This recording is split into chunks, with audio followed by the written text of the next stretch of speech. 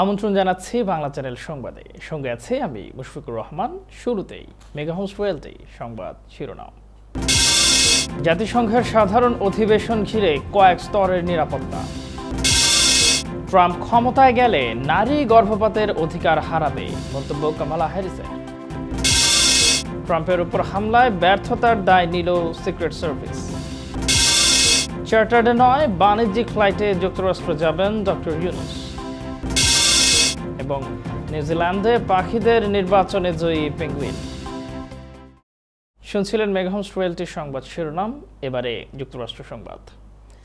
জাতিসংঘ সাধারণ অধিবেশনকে ঘিরে কয়েক স্তরের নিরাপত্তা ব্যবস্থা নেওয়ার কথা জানিয়েছে new York police department NYPD। জাতিসংঘ সদর দফতরের সামনে শুক্রবার আয়োজিত এক সংবাদ সম্মেলনে সদ্য দায়িত্ব পাওয়া পুলিশ কমিশনার টম বলেছেন, আপাতত নির্দিষ্ট কোনো হুমকি না থাকায় একটি সফল অধিবেশনের প্রত্যাশা করছেন তারা। জাতিসংঘের সাধারণ অধিবেশনকে ঘিরে এর আশেপাশের বহু সড়ক বন্ধ থাকবে জানিয়ে সাধারণ মানুষকে গণপরিবহন ব্যবহারের পরামর্শ দেন টম। এছাড়া ডোনাল্ড ট্রাম্পের ওপর দুইবার হামলার ঘটনায় উদ্বেগ জানিয়ে সবাইকে সতর্ক থাকার পরামর্শ দেন তিনি। কমিশনার জানান, এরই মধ্যে এই অধিবেশনকে ঘিরে ইসরায়েলি জিম্মিদের দেশে ফিরিয়ে আনা এবং গাজায় যুদ্ধবিরতির আহ্বান জানিয়ে বেশ কয়েকটি বিক্ষোভ কর্মসূচি হয়েছে। সবার নিরাপত্তা নিশ্চিতে সড়কের পাশাপাশি আকাশপথেও থাকবে বাড়তি নজরদারি। জাতিসংঘ সাধারণ পরিষদের অধিবেশন 10 সেপ্টেম্বর শুরু হয়েছে এবং 30 সেপ্টেম্বর সোমবার পর্যন্ত চলবে। তবে বিভিন্ন দেশের শীর্ষ নেতাদের অংশগ্রহণে সাধারণ বিতর্ক মঙ্গলবার 24 সেপ্টেম্বর শুরু হবে। বিশ্ব নেতারা নিউ ইয়র্ক সিটিতে জাতিসংঘ সাধারণ পরিষদে বৈশ্বিক নীতি নিয়ে আলোচনা করতে ৭৯ বছর ধরে মিলিত হয়ে আসছেন। বিশ্বের সবচেয়ে বড় এই কূটনৈতিক মঞ্চকে নিরাপত্তা দিতে প্রস্তুত বিশ্বের বৃহত্তম পুলিশ বাহিনী NYPD। রাজনীতি ও কূটনীতিতে প্রশাসনের অগ্রাধিকার বিষয়ক আলোচনা করতে মন্ত্রিসভার বৈঠক ডেকেছেন প্রেসিডেন্ট জো বাইডেন। গত বছরের অক্টোবরে ক্যাবিনেটের শেষ বৈঠকের পর প্রায় এক বছর পর শুক্রবার তিনি এই বৈঠক আহ্বান করেন। বৈঠকে প্রথমবারের মতো তার সঙ্গে উপস্থিত ছিলেন ফার্স্ট লেডি জিল বাইডেন। বৈঠকে সামরিক পরিবারকে সহায়তা বিল, নারী স্বাস্থ্য উন্নয়ন এবং ইসরায়েল লেবানন সংঘাত বিষয়গুলো প্রাধান্য পেয়েছে। দেশের রাজনীতি ও কূটনীতির সঙ্গে সম্পর্কিত গুরুত্বপূর্ণ বিষয়গুলোর কর্ম পরিকল্পনা ও অগ্রগতির বিষয়ে আলোচনার পাশাপাশি বৈঠকে নারী স্বাস্থ্য খাতে বেসরকারি সংস্থা থেকে $300 মিলিয়ন অনুদান সহ নানা ক্ষেত্রে নারীদের অগ্রাধিকারের বিষয়ে আলোকপাত করেন তিনি। প্রেসিডেন্ট বলেছেন, সামরিক পরিবারের অনুদানের জন্য কংগ্রেসে স্বল্পমেয়াদী তহবিল বিল পাশের চেষ্টা করছে তার প্রশাসন। এছাড়া লেবানন ইসরায়েল সংঘাতের প্রেক্ষাপটে বাইডেন বলেছেন, ইতিমধ্যে যুদ্ধকবলিত এলাকাগুলো থেকে আমেরিকান নাগরিক এবং বেসামরিক লোকদের নিরাপদে সরে যেতে নির্দেশ দেওয়া হয়েছে। মধ্যপ্রাচ্য সংকট কাটাতে মধ্যস্থতাকারী হিসেবে যুক্তরাষ্ট্র সর্বোচ্চ চেষ্টা করছে বলেও জানান তিনি। বাইডেন বলেন, বিষয়টি কঠিন হলেও প্রশাসনের বাস্তবে তা পূরণ করতে চেষ্টা করে যাচ্ছে। এবারে নির্বাচনকে দেশের মানুষের ভবিষ্যৎ ও স্বাধীনতার লড়াই বলে মন্তব্য করেছেন ডেমোক্রেটিক প্রেসিডেন্ট প্রার্থী কামালা হ্যারিস। জর্জিয়ার অ্যাটলান্টায় অনুষ্ঠিত এক প্রচার সভায় ভাইস প্রেসিডেন্ট দাবি করেন, ডোনাল্ড ট্রাম্প ক্ষমতায় গেলে নারীরা তাদের গর্ভপাতের মৌলিক অধিকার হারাবে। কামালা হ্যারিস বলেন, ট্রাম্পের এই কালো আইনের ফলে ইচ্ছার বিরুদ্ধে গর্ভবতী নারীদের গর্ভপাতের অধিকারও কেড়ে নেওয়া হয়েছে, যা কোনোভাবেই মেনে নেওয়া যায় না। নির্বাচনকে সামনে রেখে নারীর এই মৌলিক অধিকার ফিরিয়ে দেওয়ার বিষয়টি বিবেচনায় রাখতে ভোটারদের প্রতি আহ্বান জানান এই ডেমোক্রেটিক প্রার্থী। তার দাবি, ট্রাম্পের গর্ভপাত নিষিদ্ধ করার অযৌক্তিক পরিকল্পনা বাস্তবায়ন হলে নারী তার মৌলিক অধিকার হারাবে। এ কারণে এবারে নির্বাচনকে ভবিষ্যৎ এবং স্বাধীনতার লড়াই বলে অভিহিত করেন কামালা হ্যারিস। ভাইস প্রেসিডেন্টের অভিযোগ, ট্রাম্পের কারণেই দেশের 20টির বেশি স্টেটে গর্ভপাত নিষিদ্ধ করা হয়েছে এবং চিকিৎসকদেরকে এই কাজে সহায়তা করলে শাস্তির বিধান রাখা হয়েছে। এর তীব্র সমালোচনা করে তিনি বলেন, এর মধ্য দিয়ে নারীর মৌলিক অধিকার ও স্বাধীনতা দুটি কেড়ে নেওয়া হয়েছে। ট্রাম্পের গর্ভপাত নিষিদ্ধের আইনকে একটি কালো আইন হিসেবে উল্লেখ করে কামালা হ্যারিস বলেন, দুঃখজনক হলেও সত্যি যে দেশের প্রতি 3 জনের মধ্যে একজন নারী এই কালো আইনের আওতায় পড়েছে। নিজেকে ইসরায়েলের রক্ষক দাবি করে ডোনাল্ড ট্রাম্প বলেছেন, আসন্ন প্রেসিডেন্ট নির্বাচনে জয়ী না হলে ইহুদি আমেরিকান ভোটারদের পস্তাতে হবে। এছাড়া 2 বছরের মধ্যে ইসরায়েলের অস্তিত্ব বিলীন হয়ে যাবে বলেও মন্তব্য করেন রিপাবলিকান এই প্রার্থী। যুক্তরাষ্ট্রের ওয়াশিংটন ডিসির এক সম্মেলনে অংশ নিয়ে এই কথা বলেন ট্রাম্প। 19 সেপ্টেম্বর ওয়াশিংটন ডিসিতে ইহুদিদের জাতীয় সম্মেলনে অংশ নেন রিপাবলিকান প্রার্থী ডোনাল্ড ট্রাম্প।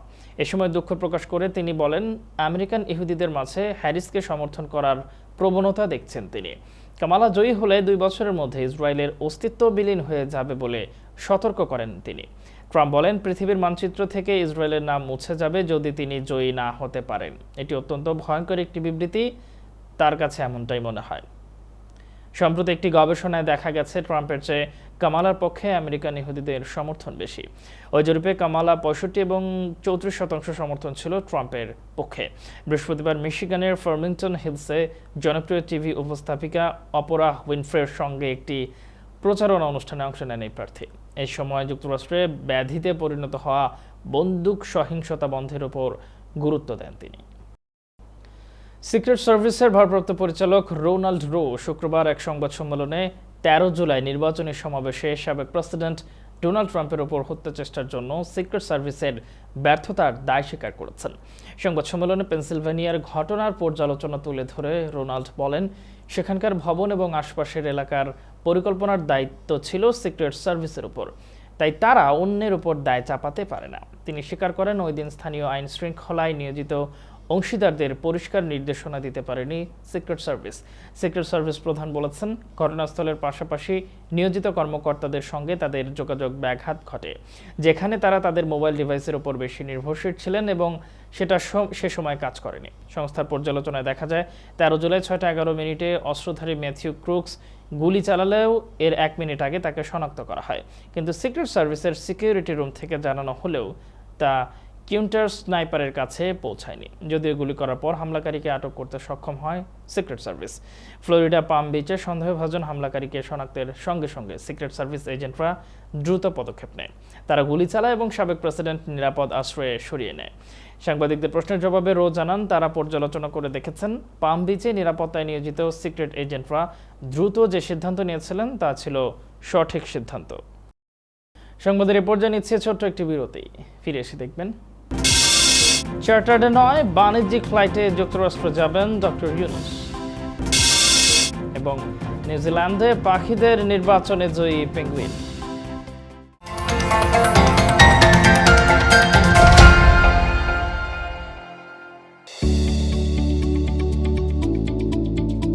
সম্মানিত সুধী এলাকাবাসী, জালালাবাদ অ্যাসোসিয়েশন অফ আমেরিকা ইনকের নবনির্বাচিত কার্যকরী কমিটির অভিষেক ও জালালাবাদবাসীর মিলন মেলা। উক্ত অনুষ্ঠানে আপনাদের সপরিবারে সবান্ধবে উপস্থিত থাকার জন্য অনুরোধ করা হইল। 22 সেপ্টেম্বর 2024 রবিবার সন্ধ্যা 6টা, Queens Palace, 371157 street, Woodside, New York 11377। আমন্ত্রণ ক্রমে মোহাম্মদ শাহিন কামালি সভাপতি, মইনুল ইসলাম সাধারণ সম্পাদক, Jalalabad association of America Inc. আবহমান বাংলার রান্নাঘরের সেই সুবাস, সেই স্বাদ, মায়ের মমতা মাখানো খাবারের সেই অনুভূতি 90-এর দশক থেকে প্রবাসীদের ঘরে ঘরে দেশীয় পণ্যের স্বাদ এনে দিয়েছে স্বনামধন্য হক অ্যান্ড সন্স এবং নিউ হক অ্যান্ড সন্স। রাঁধুনি, রুচি ও চাষি ব্র্যান্ডের আসল পণ্য মানেই নিউ হক অ্যান্ড সন্স। গুঁড়া মশলা থেকে শুরু করে আচার, চাল, সব গৃহস্থলী পণ্য। স্কয়ারের পণ্য সামগ্রী যুক্তরাষ্ট্রে আমরা একমাত্র পরিবেশক। আসল পণ্য কিনতে নিউ হক অ্যান্ড সন্সের কোডিং দেখে কিনুন। নিউ হক অ্যান্ড সন্স, প্রবাসী বাঙালির বন্ধু। মেগা হোমস রিয়েলটি, স্বপ্ন আপনার, দায়িত্ব আমাদের। পছন্দের বাড়িটির জন্য আসুন আমাদের কাছে। Mega homes realty, buy, sell, rent, invest ও শর্ট সেল। আমরা ফোরক্লোজ থেকে আপনার বাড়ি রক্ষা করতে সহায়তা করি। Mega homes realty, commercial and residential real estate farm.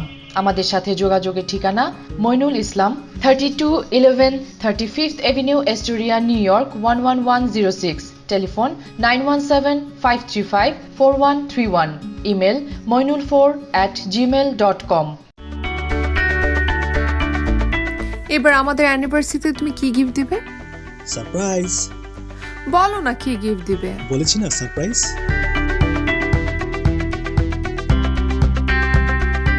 Thank you. চলার পথকে গতিময় করতে আমরা সিলেট মোটরসের প্রতি আস্থা রেখেছি।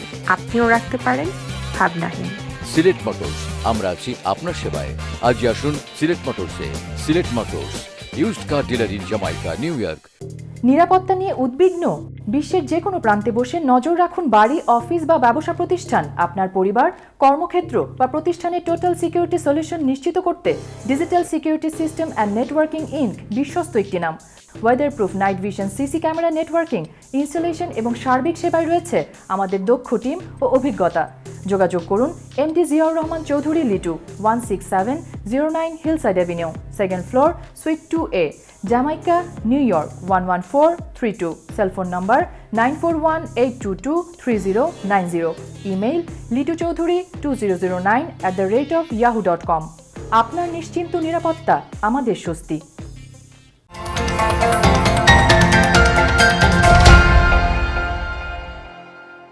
আবারও স্বাগত বাংলা চ্যানেল সংবাদে। এখন দেখবেন বাংলাদেশ সংবাদ। জাতিসংঘের সাধারণ পরিষদের অধিবেশনে যোগ দিতে 23 সেপ্টেম্বর যুক্তরাষ্ট্র যাচ্ছেন অন্তর্বর্তী সরকারের প্রধান উপদেষ্টা ডক্টর মোহাম্মদ ইউনূস। তার নেতৃত্বে একটি প্রতিনিধি দল এদিন বাণিজ্যিক ফ্লাইটে যুক্তরাষ্ট্রে যাবেন বলে জানিয়েছেন পররাষ্ট্র উপদেষ্টা তৌহিদ হোসেন। 21 সেপ্টেম্বর সচিবালয়ে নিজ মন্ত্রণালয়ের সংবাদ সম্মেলনে পররাষ্ট্র উপদেষ্টা বলেন, জাতিসংঘ অধিবেশনে যোগ দিতে প্রধান উপদেষ্টা চার্টার্ড ফ্লাইটে নিউ ইয়র্ক যাবেন না, বাণিজ্যিক ফ্লাইটে যাবেন।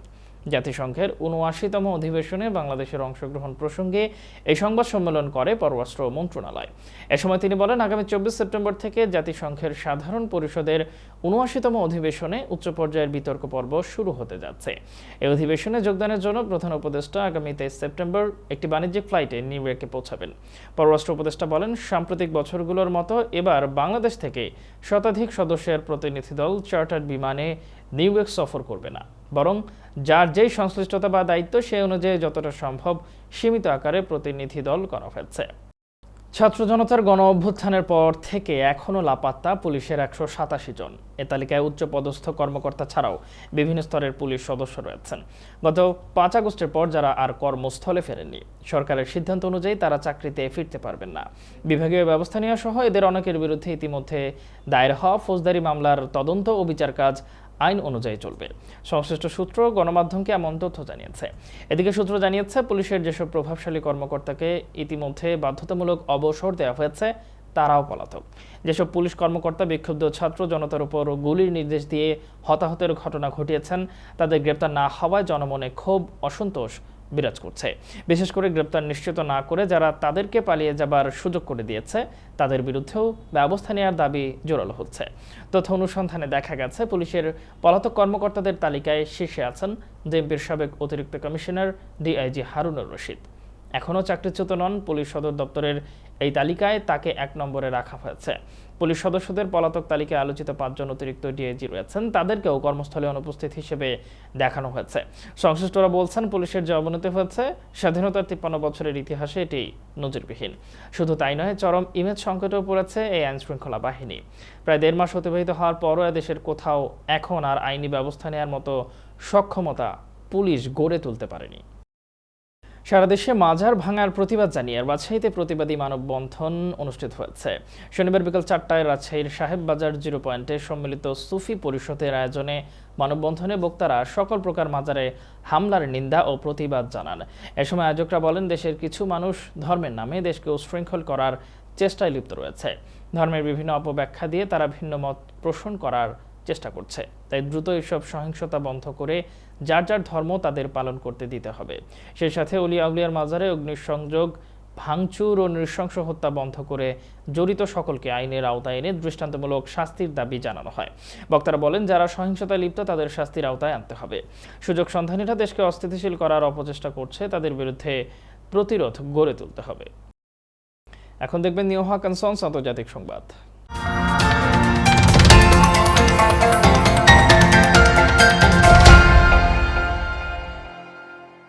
গত 1 বছরের বেশি সময় ধরে উত্তাল ভারতের উত্তর পূর্বাঞ্চলীয় মণিপুর রাজ্য। বিগত কয়েক মাস রাজ্যটি সাময়িকভাবে শান্ত থাকলেও সহিংস সংঘর্ষের জেরে সম্প্রতি আরও উত্তপ্ত হয়ে উঠেছে। তবে এরই মধ্যে চাঞ্চল্যকর তথ্য দিয়েছেন ভারতের মণিপুরের নিরাপত্তা উপদেষ্টা কুলদীপ সিং। 20 সেপ্টেম্বর সাংবাদিকদের তিনি বলেছেন, একটি গোয়েন্দা রিপোর্ট পাওয়া গেছে যে প্রতিবেশী দেশ মিয়ানমার থেকে 900 কুকি সন্ত্রাসী মণিপুরে প্রবেশ করেছে। এই গোয়েন্দা রিপোর্টকে হালকাভাবে নেওয়া যাবে না।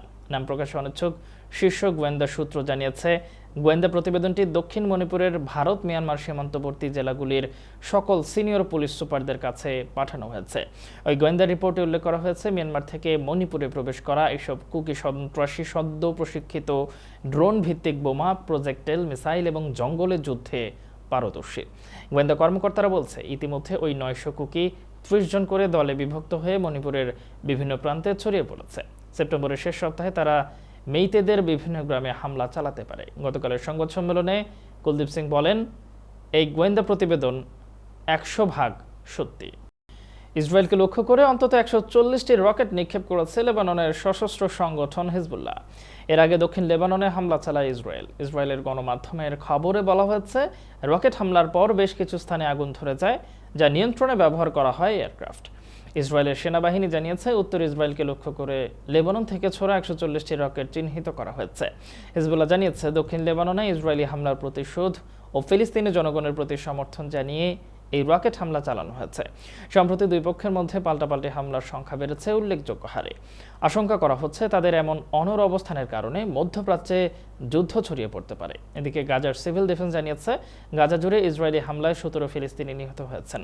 এই নিয়ে গত 7 অক্টোবরের পর ইসরায়েলের হামলায় মোট 41,272 ফিলিস্তিনি নিহত হয়েছেন, আহত হয়েছেন 95,551 জন। এখন দেখবেন ফার্স্ট এড হোম কেয়ারের সৌজন্যে খেলার খবর।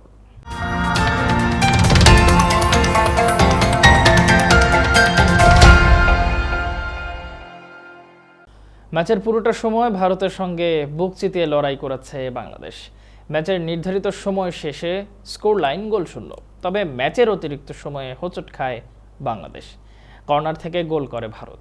সেই গোলে 1-0 ব্যবধানে হার নিয়ে মাঠ ছাড়ে বাংলার যুবারা। গতকাল ভুটানের সাফ অনূর্ধ্ব 17 চ্যাম্পিয়নশিপে নিজেদের প্রথম ম্যাচে ভারতের বিপক্ষে মাঠে নামে বাংলাদেশ। ম্যাচের পুরোটা সময়ই দুর্দান্ত ছিল বাংলাদেশ, যদিও একাধিক সুযোগ পেয়েও গোল করতে ব্যর্থ হন লাল সবুজের প্রতিনিধিরা। এদিন ম্যাচের প্রায় পুরোটা সময় নিষ্প্রাণ ছিল ভারত। তবে ফুটবল গোলের খেলা, দিন শেষে গোলের উপরই জয় পরাজয় নির্ধারণ করা হয়। সেখানেই বাজিমাত করে ভারত। ম্যাচের অতিরিক্ত সময় বাংলাদেশের জালে বল জড়ায় সুমিত শর্মা। তাতেই 1-0 গোলের জয় নিয়ে মাঠ ছাড়ে ভারত। কদিন আগে ভুটানের বিরুদ্ধে সিনিয়র জাতীয় দল 1-0 গোলে জিতলেও দ্বিতীয় ম্যাচে শেষ মুহূর্তে গোল খেয়ে হেরেছিল বাংলাদেশ। এবারে অন্যরকম সংবাদ।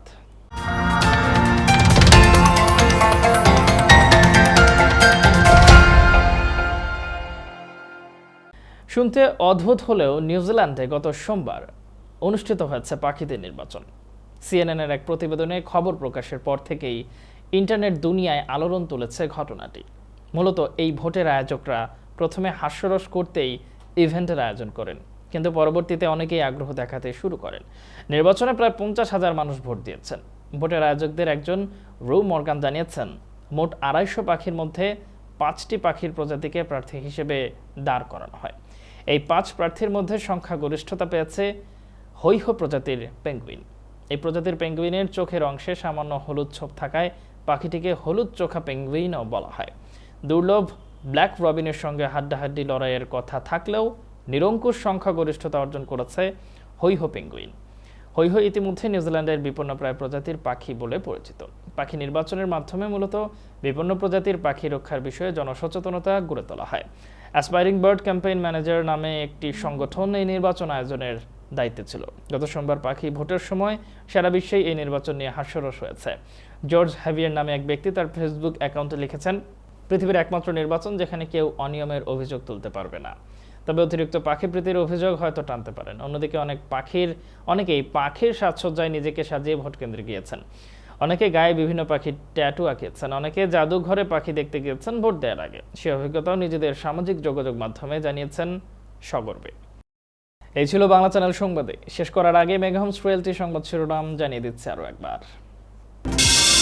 জাতিসংঘের সাধারণ অধিবেশন ঘিরে কয়েক স্তরের নিরাপত্তা। ট্রাম্প ক্ষমতায় গেলে নারী গর্ভপাতের অধিকার হারাবে, মন্তব্য কামালা হ্যারিসের। ট্রাম্পের উপর হামলায় ব্যর্থতার দায় নিল সিক্রেট সার্ভিস। চার্টার্ডে নয়, বাণিজ্যিক ফ্লাইটে যুক্তরাষ্ট্র যাবেন ডক্টর ইউনুস। এবং নিউজিল্যান্ডে পাখিদের নির্বাচনে জয়ী পেঙ্গুইন। দর্শক দেখছিলেন বাংলা চ্যানেল সংবাদ। সুস্থ থাকুন, বাংলা চ্যানেলের সঙ্গেই থাকুন। ধন্যবাদ।